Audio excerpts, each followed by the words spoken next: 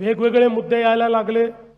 मग मुंबईचा महापौर कोण होणार असा मुद्दा देखील आला। मी परवा स्पष्ट सांगितलं, आता आमच्या एकनाथराव शिंदेजींनी देखील स्पष्ट सांगितलं, मुंबईचा महापौर महायुतीचाच होणार, मुंबईचा महापौर हिंदूच होणार आणि मुंबईचा महापौर मराठीच होणार।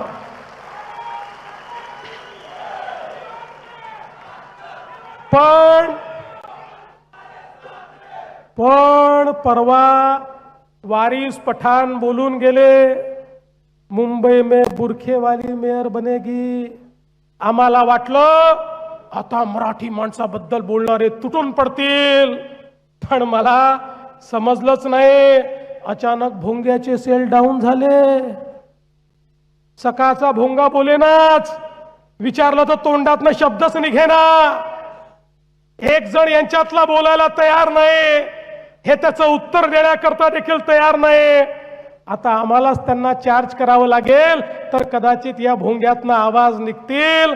आणि म्हणून त्यांच्या छातीवर उभा राहून सांगतो, या ठिकाणी महापौर हिंदूच बनेल, या ठिकाणी महापौर मराठीच बनेल।